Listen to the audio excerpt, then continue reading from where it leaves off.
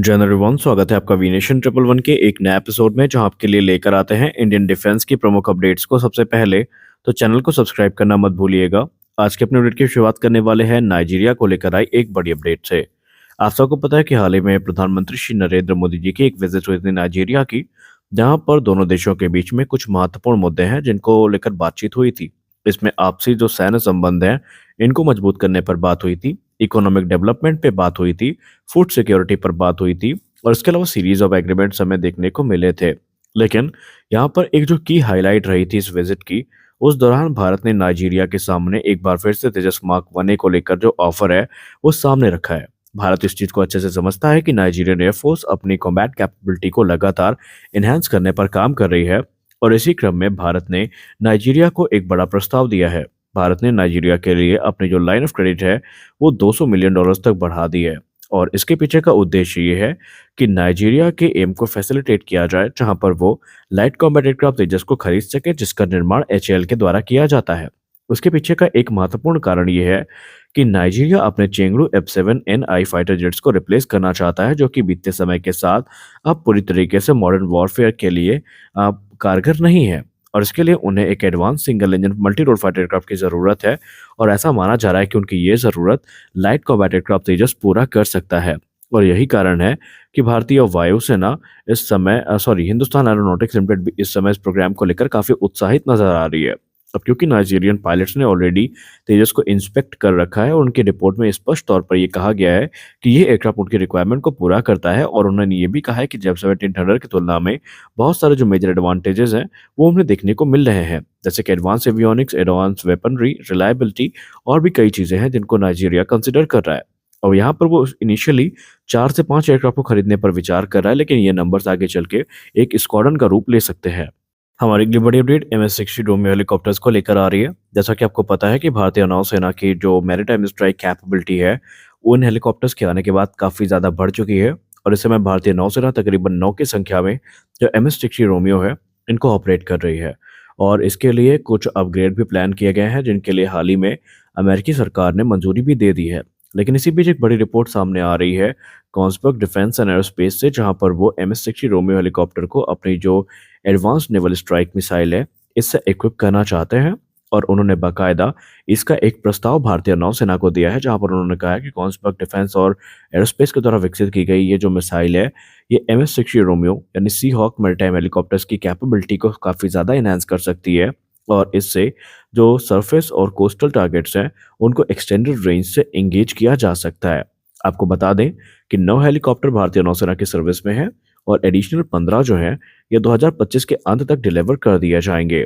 अब अगर हम नेवल स्ट्राइक मिसाइल की बात करें तो ये एक लॉन्ग रेंज की प्रिसीजन गाइडेड क्रूज मिसाइल है, जिसको इस प्रकार से विकसित किया गया है कि ये सी और लैंड बेस्ड जो टारगेट है उनको इंगेज कर सकती है।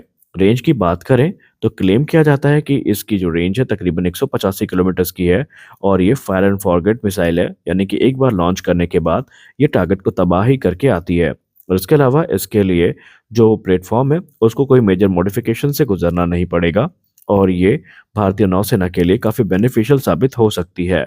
इसके अलावा इसका एक एयर लॉन्च वेरिएंट भी है जो कि MS-60 रोमियो में इंटीग्रेट किया जा सकता है, यानी कि ये बेसिकली सी स्किमिंग कैपेबिलिटी के साथ आएगा जो कि वाटर सरफेस से कुछ ही मीटर ऊपर उड़ेगा और इसके वजह से इसको एनिमी के जो रडार्स हैं उनके द्वारा डिटेक्ट किया जाना भी काफ़ी ज़्यादा मुश्किल हो जाता है।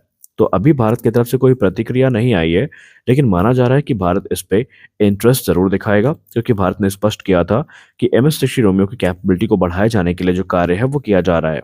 जैसा कि हमने आपको कल की रिपोर्ट में बताया था कि पाकिस्तान की मीडिया में ये चीज़ें चल रही हैं कि पाकिस्तान को बहुत जल्दी जो चाइना की स्टेल्थ फाइटर्स हैं जिसमें J-35 नाम सामने आया है ये मिल सकते हैं और इसके बाद से जो इंडियन डिफेंस एनालिस्ट हैं और वेस्टर्न डिफेंस एनालिस्ट है वो इस बारे में विचार कर रहे हैं कि अगर चाइना ने पाकिस्तान को J-35 दिया तो अमेरिका के ऊपर एक मनोवैज्ञानिक दबाव बनेगा कि चाइना की प्रभुता को कम करने के लिए और भारत को मजबूत बनाने के लिए वो F-35 का प्रस्ताव भारत को दे सकते हैं।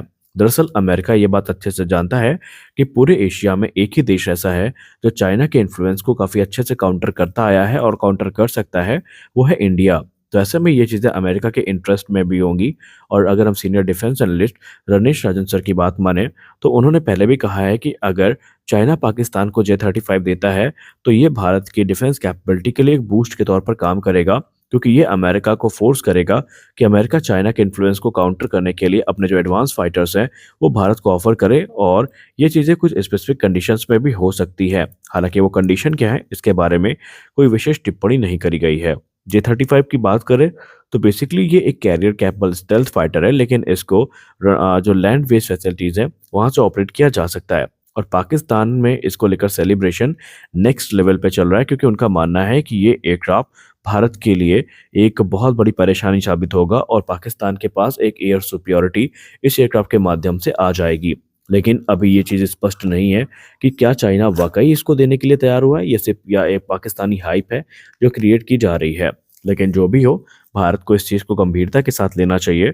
और हमने रशियन डिफेंस एनालिस्ट की बात भी आपको लास्ट वीडियो में बताई थी, जहां पर उन्होंने F-35 के संदर्भ में कुछ बातें कही थी और उन्होंने Su-57 फैलन को एक बेहतरीन ऑप्शन बताया था। यदि आने वाले भविष्य में भारत के पास जो 2 स्टेल्थ फाइटर्स हैं, इनके जो ऑप्शन है वो उपलब्ध रहेंगे। अब ये भारत के ऊपर है कि भारत किस पे जाएगा।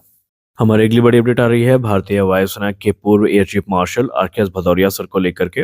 आर.के.एस. भदौरिया सर ने लाइट कॉम्बैट एयरक्राफ्ट तेजस के ऊपर एक ऐसी टिप्पणी करी है जिसके बाद से जो डिफेंस एंथुसियास्ट हैं उनके चेहरे पर एक मुस्कान आई है। दरअसल जब कोई सीनियर डिफेंस ऑफिशियल, खासकर वो भारतीय वायुसेना के अगर एयर चीफ हों फॉर्मर, वही किसी प्लेटफॉर्म की तारीफ करते हैं, तो निस्संदेह उसमें फिर जो एक खुशी की लहर है वो दौड़ना स्वाभाविक है। दरअसल air marshal R K S. Bhadauria sir ने यह बताया कि लाइट कॉम्बैट एयरक्राफ्ट तेजस एक ऐसा प्लेटफॉर्म है जिसकी रिलायबिलिटी पर, जिसकी परफॉर्मेंस पर, जिसकी ऑपरेशनल जो वर्सेटैलिटी है उसके ऊपर वो आंख बंद करके भरोसा कर सकते हैं। उन्होंने कहा कि कोई ऐसी वजह नहीं है जिसकी वजह से तेजस को क्रिटिसाइज किया जा सके। ये एक भारतीय वायुसेना के परिप्रेक्ष्य में बात की जाए तो ये एक कंप्लीट पैकेज है जो भारतीय वायुसेना की जरूरत को पूरा कर सकता है। आर.के.एस. भदौरिया सर, जो कि ऑलरेडी इस प्रोग्राम में एज अ टेस्ट पायलट भी सर्व कर चुके हैं, उन्होंने कहा कि इसके लिए जो टेक्नोलॉजिकल एडवांसमेंट हुई है, टेक्नोलॉजिकल डेवलपमेंट हुए हैं, जैसे कि fly by wire control system का विकसित किया जाना, कंपोजिट एयरफ्रेम्स का यूज़ किया जाना, एडवांस एवियोनिक्स का होना और भी दूसरी चीज़ें हैं, तो यहाँ पर इस्तेमाल की गई हैं और ये काफ़ी ज़्यादा रिलायबल प्लेटफॉर्म है।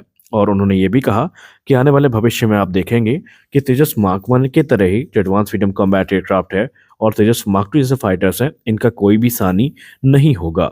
उन्होंने ये भी कहा कि तेजस को ऑपरेशनलाइज करना हमारे लिए एक काफ़ी महत्वपूर्ण उपलब्धि थी और आने वाले भविष्य में जब ये बड़े नंबर में हमारे पास हो जाएंगे, तो एक एयर सुपियोरिटी इनके आने से जो हमें मिलेगी वो अतुलनीय होगी। उन्होंने कहा ये एयरक्राफ्ट इकलौता ऐसा एयरक्राफ्ट है लाइट कॉम्बैट एयरक्राफ्ट कैटेगरी में अभी तक ऑपरेशनल, जो कि हर प्रकार के मिशन को काफ़ी हाईएस्ट प्रिसीजन के साथ एग्जीक्यूट कर सकता है, फिर चाहे वो एयर टू एयर स्ट्राइक हो, ग्राउंड अटैक हो या फिर जो रिकॉनेसेंस मिशन है वो इससे एग्जीक्यूट किए जा सकते हैं। तो आज के इस वीडियो में बस इतना ही। मिलते हैं अगले वीडियो में कुछ और अपडेट्स के साथ। आशा करते हैं ये वीडियो आपको अच्छी लगी होगी। वीडियो अच्छी लगी वीडियो को लाइक करिए, नए चैनल को सब्सक्राइब करिए। मिलते हैं अगले वीडियो में, तब तक के लिए जय हिंद।